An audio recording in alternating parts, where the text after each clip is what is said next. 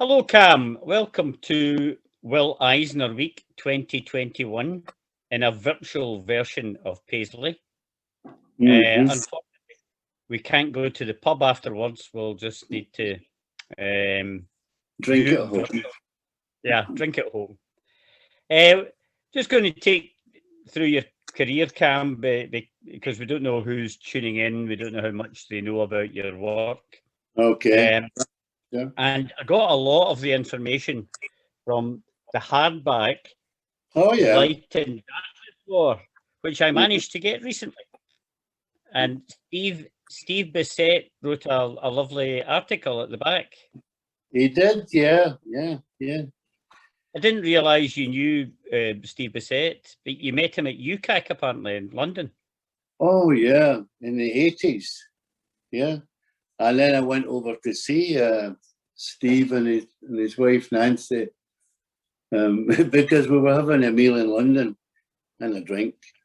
And he said, and we got on really well. And he said to me, if you're ever in the States, in Vermont, you need to come and see us and stay with us for a few days. You never say that to a Scotsman when you're having a wee drink and a meal with us. So anyway, I went over there in 1989. All right.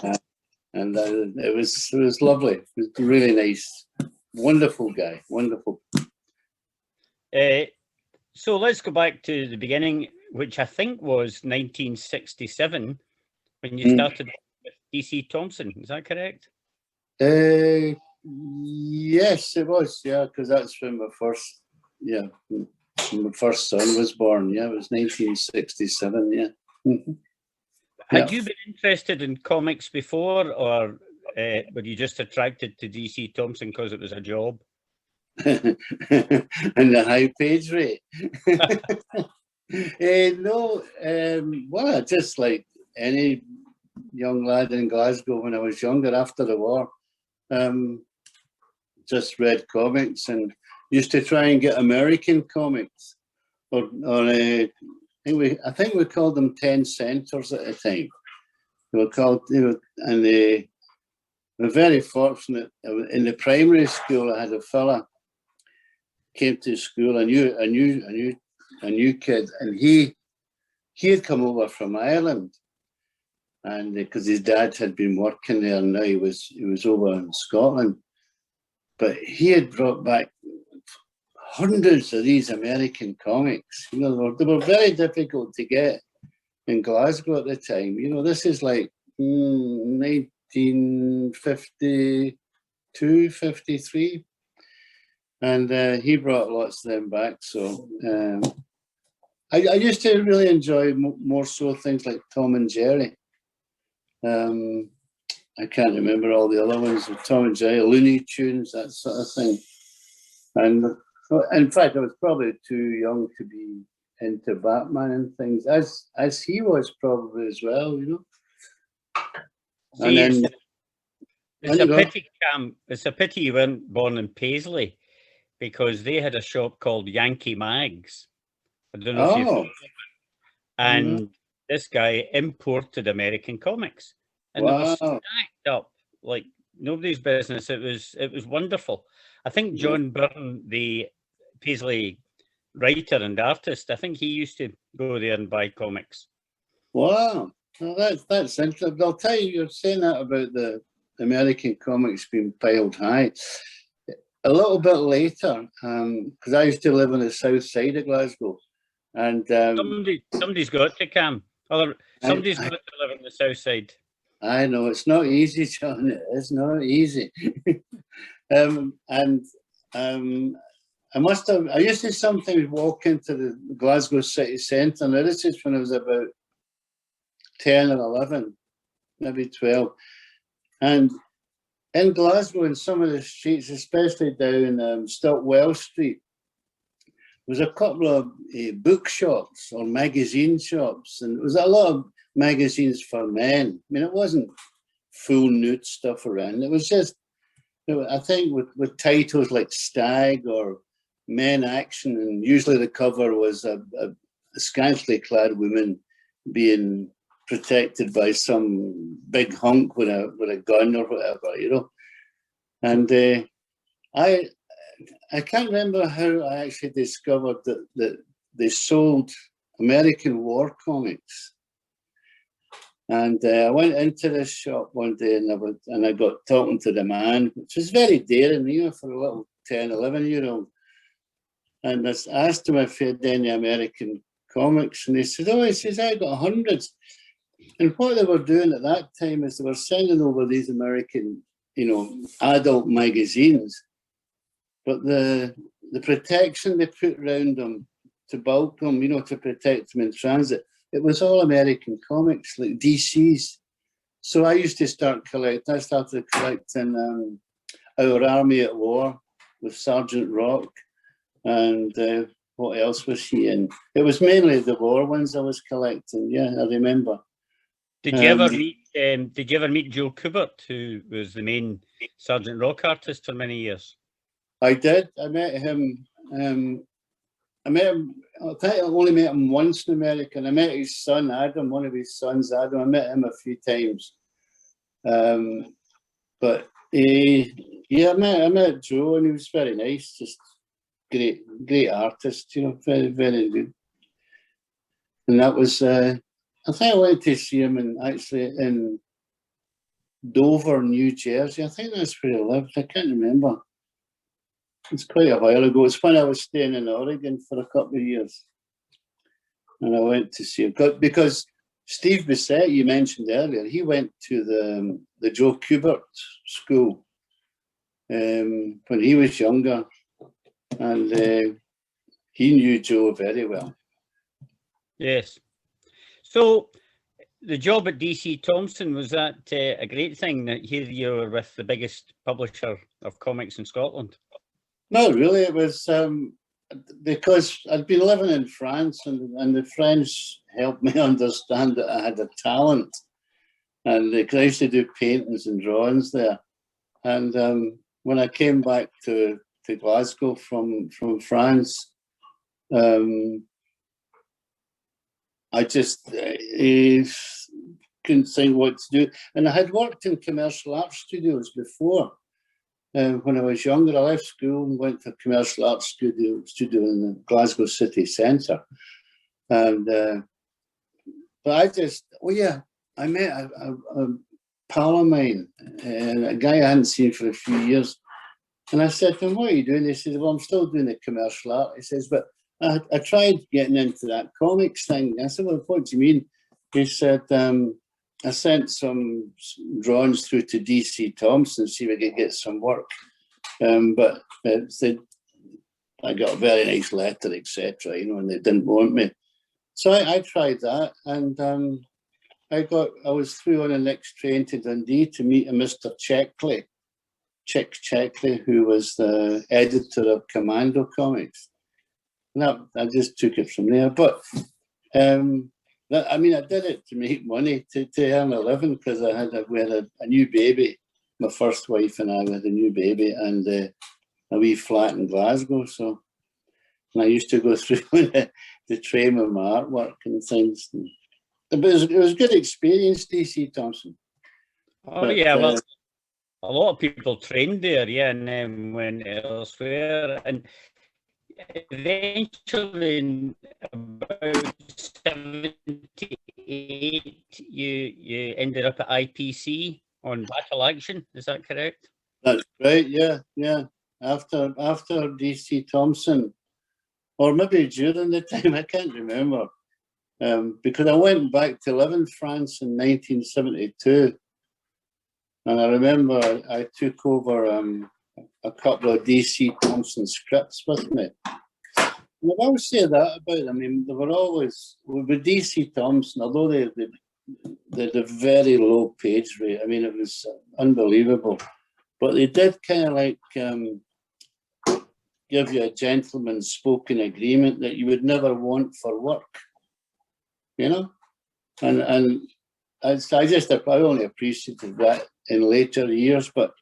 And what they also did when I went back to France to live, they said, well, we've been talking to accounts, and we're going to arrange the exchange rate for you so that you don't suffer when we pay you in pounds and it goes into francs. It was francs at the time in France. So I thought that was really good for them to do, So a lot of positives with TC Thomson, but more money at IPC. Yeah. Oh yeah. Yeah. It was.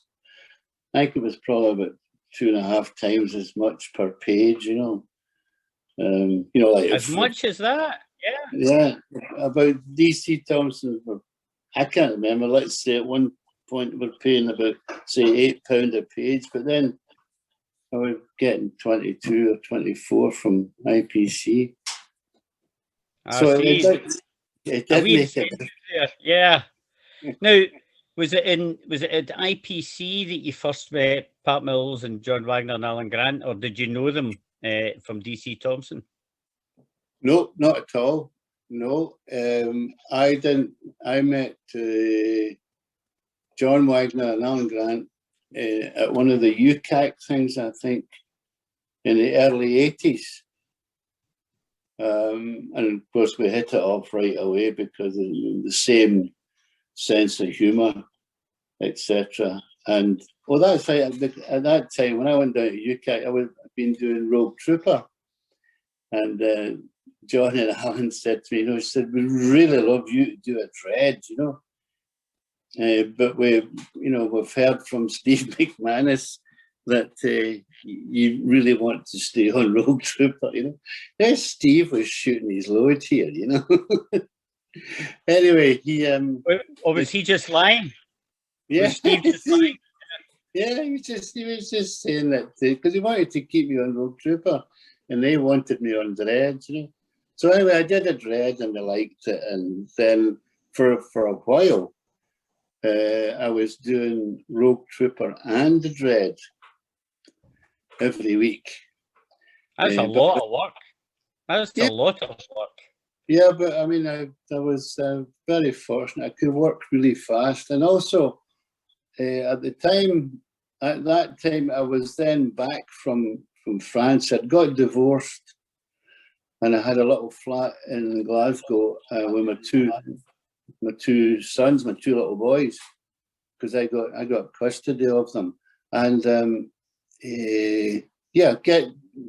doing work at home was I just put the boys to bed, and then I used to work most of the night, but younger then, you see, and you had tons of energy and a half bottle of whiskey, and is that the ingredient they don't tell you at art school? That's the secret one, yeah. I mean, they try to encourage you at art school with beer, but that's quite lethargic, No. I read when you go, no, I was going to say I never went. I read somewhere that you got involved with Warrior, and I looked it up, and it was Warrior number 25. So I went into my collection of Warrior and found I don't have number 25. So that's why I wasn't aware of it. Deskin said I was the only person who bought the binders, but there was 12 in each binder, and somehow or other, after number 24, I didn't get any. So, but you weren't on Warrior very long, I don't think. No. Was it just the one strip you did Warrior? I think so. I think was it the strip about the girl warrior called Ectrin. That's it. Yeah. They just did the one of them, John. I spent more time with Des because I used to go down and see Des in London, and Gary Leach used to be there, and we used to get quite drunk, and, just have a laugh, really. But yeah, I think so. You spoke to Des recently, so he's obviously still on the go then. Eh? Haven't seen him for years. It was a couple of years ago, yeah. I'm trying to think where I would have seen Des a few years ago. I can't remember. No. Listen, maybe one of the Glasgow cons, you know, the ones that. Yeah, it could have been. It could have been Glasgow. Yeah. Yeah, could have been. So then you ended up at Marvel. How did that come about? Now was Marvel, was that? I mean, I did very little for Marvel. I did stuff for Epic, which was Light and Darkness with Archie Goodwin. But apart from that, well, and then did Star Wars not start at Marvel and then go to Dark Horse? Well, it did, because when we decided to sort of relaunch Star Wars, it was actually Marvel had the Star Wars, had the license, and they weren't selling. Their comics on Star Wars weren't selling at all, Marvel. In fact, I think they were losing money every month, because I think it was something like, you know, they had to sell, you know, 7,000 to clear costs, but they're only selling about 4,000, you know, something like that. And we went to see Archie at Marvel. He was with Epic then, and put forward the idea for Star Wars, and he thought it was great. And I did the first Star Wars, and George Lucas apparently liked it. He never bothered phoning me, by the way. He always told somebody else, you know.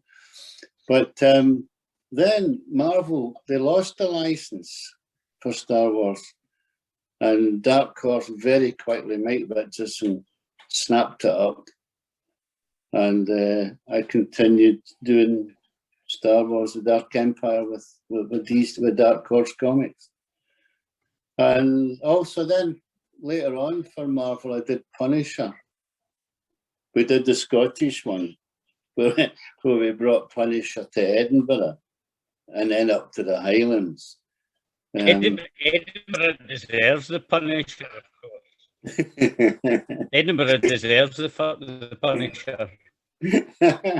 Well, you know, what I did for Punisher was I do pretty finished drawings, you see, well, before I ink them, and I sent over the first batch, because somebody else was going to ink them. Yeah, somebody else. I decided to get somebody else to ink them.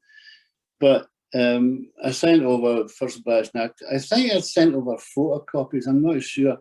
Anyway, the editor, he said, "This is really lovely stuff." He said, "But, you know," he said, "Frank isn't packing." He says, "Frank Castle, you see the place?" I said, what do you mean?" He said, "Well," he says, "it's really cool. You know, he's walking around Edinburgh, but he's not carrying guns." And I said to the editor, and I can't remember who the editor was, but I said, "Well, I'll tell you." Unlike everybody else in Edinburgh, yeah. I said, if he was to walk around Edinburgh packing a gun, I said, I'm afraid the Scottish police would very quickly lift them. So that was that. So, but anyway, yeah. So I had to be careful and give him plenty of guns and things, you know. So, but that was an enjoyable one to do. That was John and Alan again, and we, you know, oh, is Nick Fury, was that Marvel or DC? Yes, that was Marvel. Yeah, yeah, that was another one. Because we did the Scottish one with that with John and Alan, and John and Alan had been up here a couple of times, and they started the Nick Fury story with Nick Fury climbing up the Old Man of Hoy, which is a stone pillar, quite famous, I suppose. You know, it's just over the hill here, and the top of it is like the size of a dining room table. But John and Alan had put in the script, he's climbing up and he's saying, radioing back to his pal in New York, and he's saying, "I'm climbing the Old Man of Hoy in the Orkney Islands," he said, "and we're just checking out to see if there isn't a terrorist base." on the top. But you see, I think because Americans are very insular and they don't always check anything, you know. They just believed John and Alan when they said that, you know, at the top of this rock there could be a terrorist base, you know. So Then that's it. Oh, you're frozen. Oh, sorry. And a wee while after that, you went to DC Comics and did some Batman and Lobo and stuff like that. And what we regard as one of the best ones, Outcasts, that you did with John and Alan. Yeah. That was. I did regret not inking that myself, but because yes, that's right. Because it was my first big job for DC Comics, I thought, well, I'll do really nice finished pencils, and I'll get somebody else to ink it, you know. And Denny O'Neill said to me on the phone, because we didn't have, that was the form of communication at the time. He said to me on the phone, he said, who would you like to ink this, Cam? And I said, I don't really care. Mobius will do. You've got to start low and build your way up. Anyway, I told him, I knew Mobius, and I told him that later, you know. And he said, I would have done it. But anyway, they got some guy, fella called like Steve Montano. That was this guy's name. Now, he was actually, they got him to ink my beautiful pencils, and but he really wanted to play in a rock band, this guy, you know. And I thought the quality of his inking was really bad. And I rarely criticise other professionals, but the impression I got, the feeling I got when I saw the printed article was that, you know, if you've got your firstborn child and you send it to the primary school, you know, all nice and tidy and that, and it comes back covered in graffiti. That was just what I felt like. Can you see? Is that getting too dark here? No, it's getting a wee bit dark, but it's fine, Cam. Just leave it. It's okay. What about that? Is that better? Oh, very, very Hollywood. Yeah, that's excellent. Yeah. Yeah, okay. We've had a beautiful day here. There, I know you've done. So you've done Batman and you've done Judge Dredd, but you also did Batman and Judge Dredd in Vendetta on Gotham. Is that right? Yeah, that was good. Yeah. I always enjoyed doing Dredd because it was just so much fun. And it was always so much fun, you know, talking to Alan and John on the phone and etc. But no, I really enjoyed doing Batman and Dredd. That was a good one. Yeah, liked that one. Just because it was those two characters, or a good script from John and Alan? Well, I just like working with John and Alan, you know. But the two characters, yeah. I did look at Batman's over the years, you know, just when I was in the industry. And I always found there was something missing. And I think what I thought was missing was the fact that it wasn't dark enough. You know, this is a guy who goes out at night dressed as a bat, killing people, you know. it's you would think to put him in Edinburgh. Yeah, fighting the Punisher. Yeah. But no, that's but so when I did Batman, I tried to keep him a bit of a darker character. Yeah, I think that was pretty popular, that one, Vendetta and Gotham, yeah. And how did you come to tie in with Waverley Books to do the Robert Louis Stevenson adaptations? Oh, well, that was a publisher in Edinburgh called Ron Grosset, and he was called into the Edinburgh, well, the National Library of Scotland, because they were going to do things for UNICEF. You know, Edinburgh would be UNICEF city for that year. And Ron, as Ron says, he went in and there was a big oak tables, you know, with elderly gentlemen mostly. And Ron was actually proposing that he said about, they just talked about reprinting Kidnapped. And he said, well, maybe we could do a graphic novel on Kidnapped. And of course, there was the usual, you know, the glasses going down and they said, what's a graphic novel?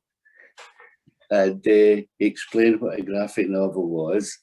And they said, well, would you get somebody Scottish to draw this? And he didn't know me, Ron, at the time. He said, yeah, I'll get Cam Kennedy. He's a good pal of mine. But Ron knew me through a neighbour of his who's a university friend of Isabel's. You know, I've known him for years. So Ron phoned me up and said, would you want to do a graphic novel of Kidnapped, you know?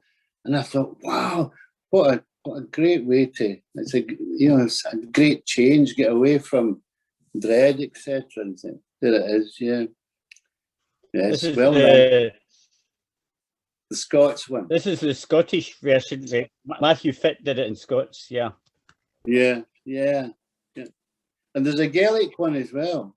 There was 4 editions. There was Stevenson's English, Alan Grant's modernisation, Scots, and one in a font that I think is easier for people who are dyslexic to read. Oh, really? I thought there was a Gaelic one. Was there not a Gaelic one? Oh, sorry, there was a Gaelic one. Maybe there was 5. Yeah, it was brilliant. There was a modern version, they called it. Yes, Alan did that, yeah.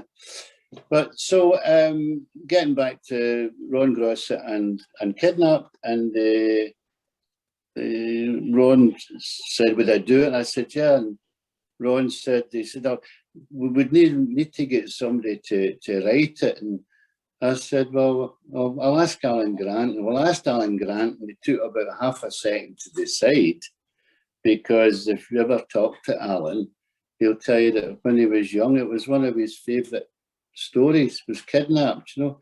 Also, a lot of professionals I've spoken to since, they've said, well, Kidnapped has got everything. It's like everybody used it. American screenwriters used Kidnapped because it's all in there.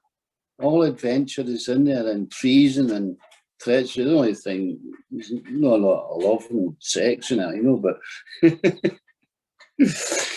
anyway, what were we talking about? Oh yeah, so that was how we came about doing Kidnapped, and that was great. It was a great change to do it, you know. And all those pages of your artwork were purchased by the National Library of Scotland. Is that right? Yeah. That's. I was just so proud of that, you know. I know Betty and Phil in London, they were desperate to give me an OBE in it, but no, I opted for the artwork going to the Scottish people, which is what it has done, because it means that any of my descendants, you know, if they want to, they can have access to go and see their grandpa or their great grandpa's artwork, you know. No, it was marvelous. I was with you at the opening, if you recall, and they had it all round the gallery on the ground floor. It was wonderful. Oh, now, yeah. You went on to do Jekyll and Hyde. Yeah, I went on to do Jekyll and Hyde, and then now Jekyll and Hyde, yeah, I did the pencils and I did the inks, but my eyesight was going by then, and I thought, well, I'll get somebody else to colour it, and asked Jamie Grant, who's no relation of Alan, and Jamie coloured it on the computer, you know. But that's the way things go. I do prefer hand-coloured stuff, but yeah, it'll come back. It's like vinyl. It's like vinyl. Yes, that's right. Don't throw away your vinyls. Although I think those trousers that had the big long legs, things, flares, I don't think they're coming back. Yeah, don't be surprised. They're quite big up here just now. Now, you also had an involvement with Dundee University with Chris Murray and Phil Vaughan and their studio, which I think is called the Cam Kennedy Comic Studio. Is that correct? That's right. Yeah. That was I was very honoured about that as well. Yeah, that was a really nice, for them to ask me, and then, that was good. So obviously I haven't been down this year to see the students, but I mean, the idea was I would go down once or twice and see the current batch of students and just see what they were doing, and if anybody wanted to get any advice, I was there. So. And you gave some lectures in Dundee as well. I remember you did a kind of live draw session in the wee studio. I think maybe people down here don't realise that there's this whole thing going on in Dundee University, and that's why I wanted to talk to you about it. Well, it's very, very important. I mean, it was the first of its kind, I think, in Europe, that course. And then I think Leeds or Leicester, they've poached it now. I think they've started one. But no, it was. I was very impressed when Philip Vaughan, who was in charge of the graphics side of it, because he and Chris Murray, who's a prof in Dundee University, when they'd been fighting for a few years to try and get them to accept that graphic art, comic book art is an art form, and eventually they got it, and then they got all this wonderful equipment for the students. Because, well, last time I was in the class, which was must be about a year and a half now, there's usually about 15 to 17 on the course, and they come from everywhere, Russia and all over. And some of them were good, and some of them will just go on to working in Greggs, really. Somebody's got to work in Greggs. Well, exactly, in Gregsky, in Minsk. And before, I think when we were all in Dundee one time, you finally met Cam Kennedy, whom you hadn't met at DC Thomson. Ian Kennedy, sorry, you're Cam, yeah. Yeah. And you're Bob. That was nice. It was really nice. But you see, the thing about in DC Thomson's was that they never ever, they always arranged any artists or writers coming in, but they would never meet another artist or writer on the stairs or in the lift, coming and going to the editor's office. You see, because they didn't want anybody to talk or discuss money. And so that was why I knew of Ian Kennedy's existence, because the editor at Commando told me, he says, "It's another fella, Kennedy." But he wouldn't give me his first name, you see. So he wouldn't tell you who it was. Do you know that they had somebody in the Commando office, well, in 67 when I was going there, and they looked for artists' signatures on the artwork. And of course, a lot of the artists were foreign, Spanish and South American, Italian. And they were used to signing their work, And this wee guy used to sit and look for signatures and artwork that had just arrived, for the new stories. And I got past him a couple of times. But it's... I can't remember what I was going to say. Probably Dudley D. Watkins was the only one that get his name. It was a name. Yeah. Well, that's right. Ian Kennedy. Yeah, I mean, it's because Ian and I, that's only been about 8 or 9 years that we know each other now. But we got on so well. It's a shame that DC Thomson deprived of us of many wonderful years of friendship. That's true. Andy likes the dram. Yes, indeed. Well, notice how we started off 40 odd minutes ago talking about DC Thomson, and we very neatly ended up talking about DC Thomson. How does that happen? I don't know. It's they've got some kind of hold on everybody that they get. No, but I did appreciate what they did, and they did give a lot of people a chance to get started. Because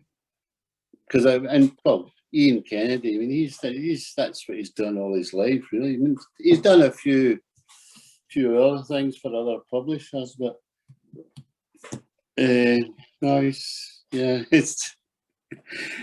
I see him from time to time, Ian, and on the phone and things, but yeah, it's got some good wee stories. Yes, indeed. I meant to ask you at the start, because this is Will Eisner week, in the first week in March, which is Will Eisner's anniversary. Yep. You've met Will Eisner, haven't you? No. Did you meet him in Glasgow or in America? No, not at all, because I remember you were going to meet him, or you had met him, and I think it was at the time of Scam. Yes, that's right. Was it about that time? And he was over a few times. That was one of them. Yeah. Yeah, but I've never met him. No. So you didn't meet him? No. No. Oh well. Well, welcome to Will Eisner week anyway, Cam. It's a pleasure to meet someone who was called. You were once called the Joe Kubert of 2000 AD, and Joe Kubert worked for Will Eisner, so there's a connection. And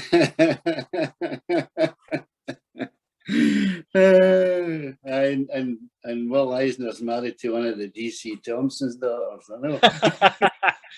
Now you're going too far. Well, anyway, Cam, thanks very much for the interview, and we'll be seeing you again sometime. Hopefully, maybe in real Paisley. Well, I can take you to where that old comic shop was. Yeah. Yeah. No, but that's no, it's nice to talk to you, and hello to all the people and all the Paisley buddies, and I hope you have a good time and enjoy this Will Eisner week. So yeah, so I'll see you sometime, John. Right. Thanks very much, Cam. Thanks.